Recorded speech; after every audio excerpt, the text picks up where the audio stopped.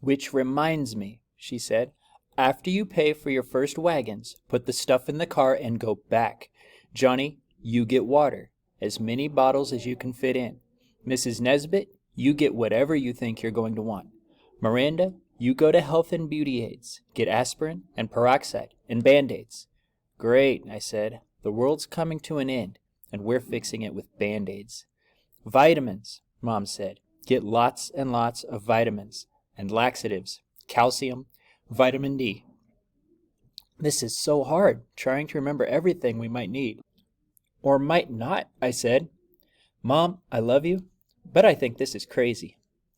So we'll all get vitamin D for Christmas presents, Mom said. Just do it, okay? Johnny and Mrs. Nesbit and I have car keys, so wait for one of us to show up, and we'll put your stuff in with theirs, okay? Sure, I said, because I decided it was better to humor her. After we finish our second loads, we'll see what it's like, Mom said. Then we'll see if it's worth it to go back in. She pulled into the supermarket parking lot, and I got a real sense of the madness going on.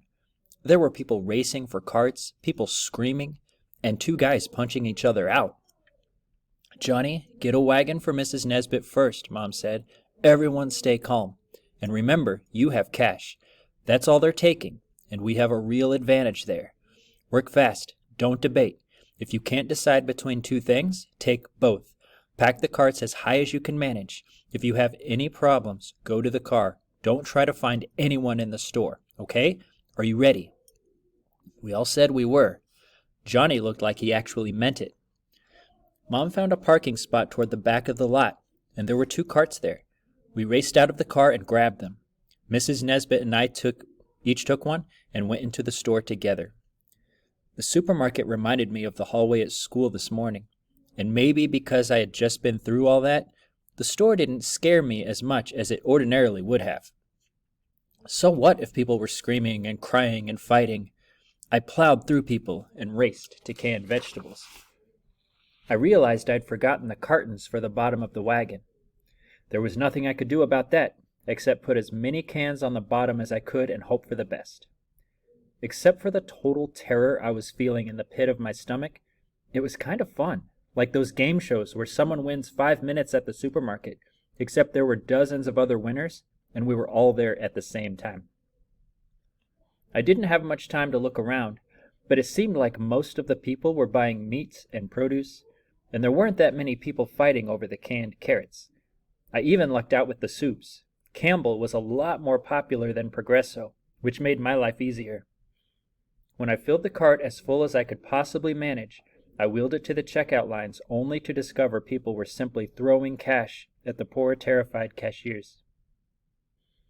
I took 2 50s out, tossed them in the same general direction, and then since nobody seemed to be bagging, I pushed the cart out of the store and made my way back to the car. It was actually raining harder, and the store seemed to be closer. Not as bad as it had been this morning, but bad enough. I was relieved to see Mrs. Nesbit standing by the car waiting for me. We threw all the cans into the car and put the jars in a little more carefully. Mrs. Nesbit grinned at me. All my life I've been well behaved, she said. It's about time I got to push people around and not apologize. Mrs. Nesbit, you little devil, I said. Ready for round 2? She asked. And I was, and we made our way back to the store.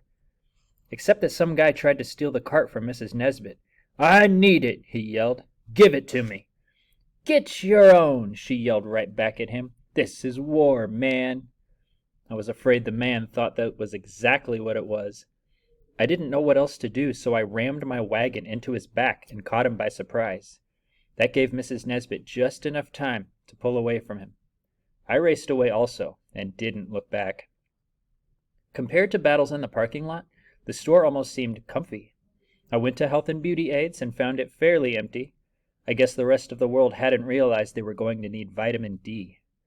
The great thing about ransacking painkillers was I knew I was getting more than $100 worth of stuff.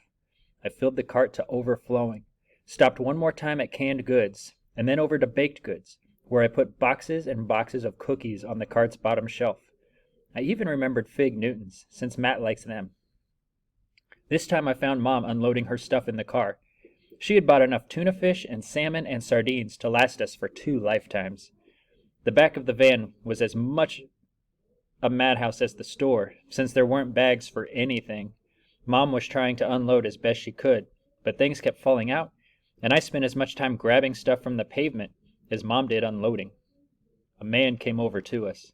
He had a wagon, but he looked desperate. "Please," he said, "please help me." "You have a wagon," Mom said. "I need you to come in with me," he said. "My wife is 7 months pregnant, and we have a 2-year-old, and I need diapers and baby food, and I don't know what else.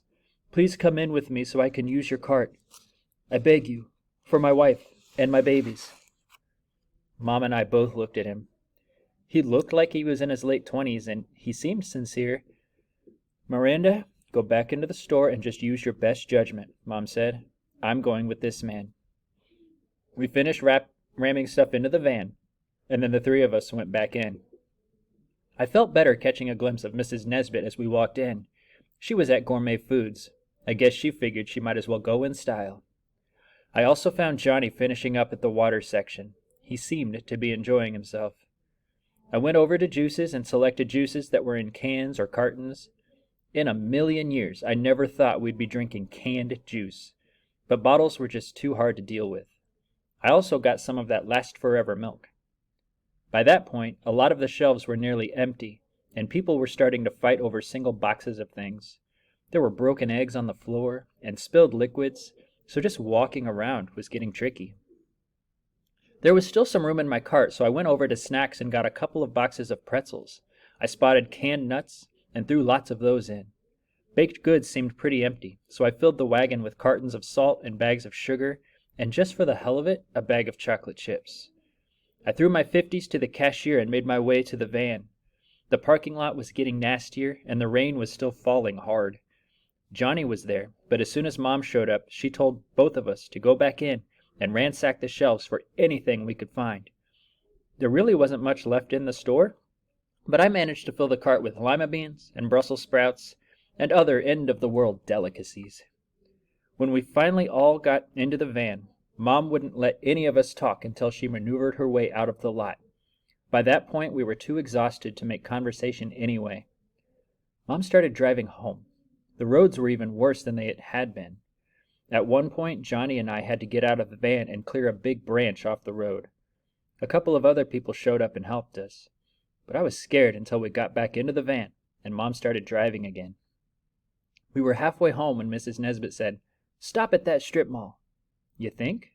Mom said, but she pulled into the parking lot. It was practically empty. "Johnny, you go to the pet supply store," Mrs. Nesbit said. "I'm going to the gift shop. Laura, you go to the nursery." "Good idea," Mom said. "I'll buy vegetable flats. We'll have fresh produce all summer." That didn't leave much for me, so I went to the antique store. I don't know why, but then again, I didn't know why Mrs. Nesbit was so insistent on going to the gift shop. It wasn't like Hallmark put out happy end-of-the-world day cards. The great thing about the antique store was I was the only customer. There still wasn't any electricity, and the lightning flashes were still a little too close for comfort. But it was the only place I'd been to in hours that didn't seem like a madhouse. The woman behind the counter even said, "Can I help you?" I didn't want to give away our secret, that we were stocking up for the end of the world, just in case it gave her any ideas. So I said, "No thanks," and kept looking.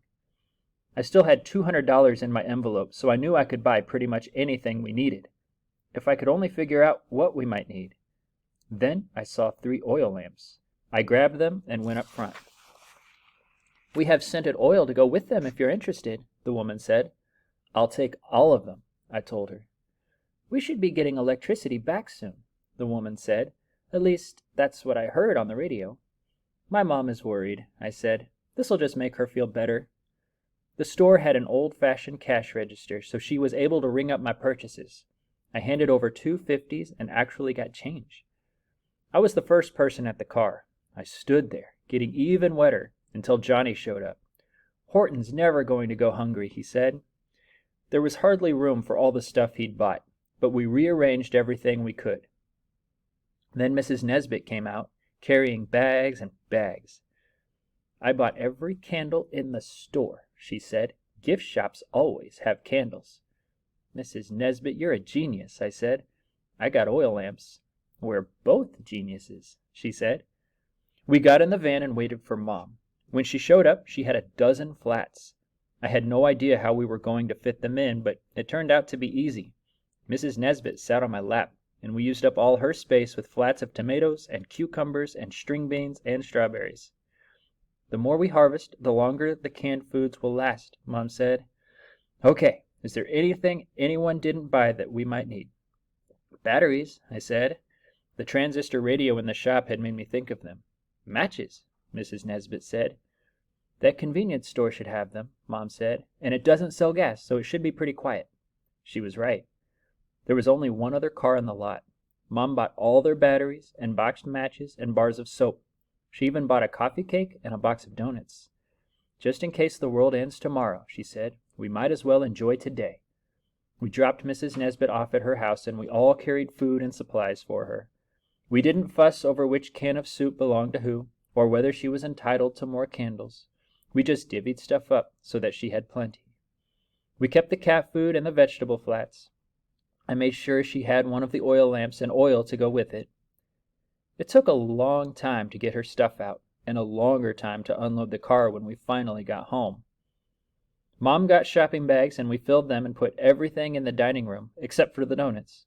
We ate as soon as we were finished. I'll sort things out later, she said. Thanks, kids. I never could have done this without you. And then she started crying. That was 2 hours ago. I don't think she's stopped crying yet.